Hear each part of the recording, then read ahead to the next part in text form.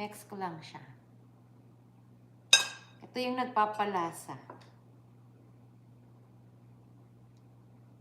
Ito yung nagpapataba. So, imbis na ano imbis na healthy, naging ano na, unhealthy na tuloy.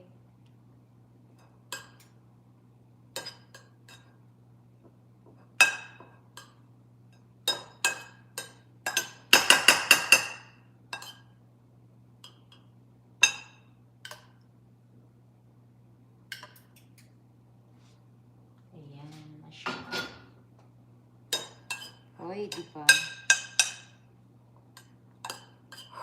Okay. Padayon diha, magluto pod ko dinner. Sige, Day, thank you so much. So, ito na siya. Itong minex natin na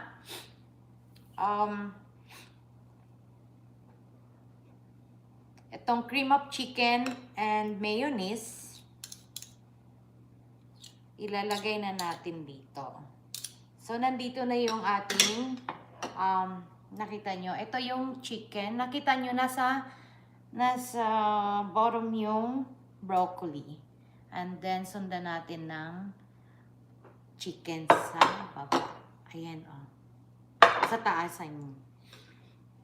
Then, ito na siya. Masarap nito ang marami. Kaya, yung anak ko naman ayaw ng marami.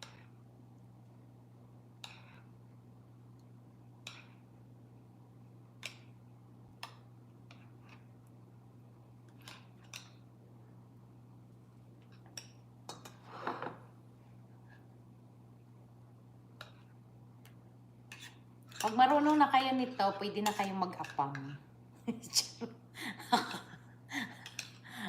Shout out, guys. Sorry. Share sa di ay nako. Thank you, Day. Raiseline Agoncelio, shout out. Sige nga, kung nandiyan kayo kanina pa, ano yung aking nilagay dito? Para alam niyo. Para alam ko. Hello po. Thank you, Raiseline. Ayan siya. Ganun lang siya kadali. Ang pinakamahirap lang yung gagawa ka ng sarili mong breadcrumb, but you can still, use other breadcrumbs like you can buy in the store. Pero mas masarap kasi siya yung fresh na bread, and then ikaw lang mag-toast, and then, promise, super sarap niya. Diba?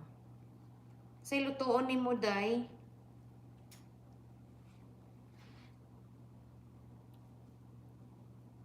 Siya, no? And then, ibabaw mo na yung cheese. Dahil wala akong cheddar, ito na lang, promise. Masarap din ito. Ooh, mas masarap siya kung marami.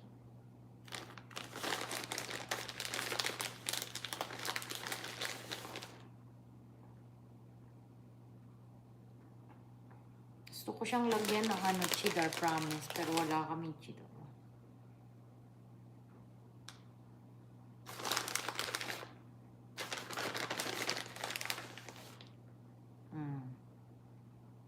Ayan na, oh my gosh. I can't wait.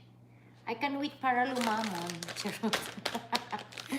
And then, ibababaw natin yung kanyang, pero kung mas masarap siya yung cheddar, or you can mix na cheese, guys.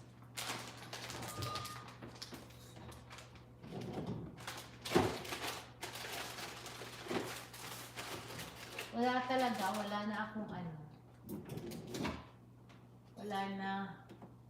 Ito kaya, pwede ko kaya itong ilagay. Diba ito? Ay, gusto ko man.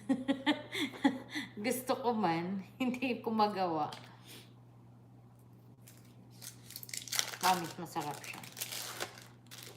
Na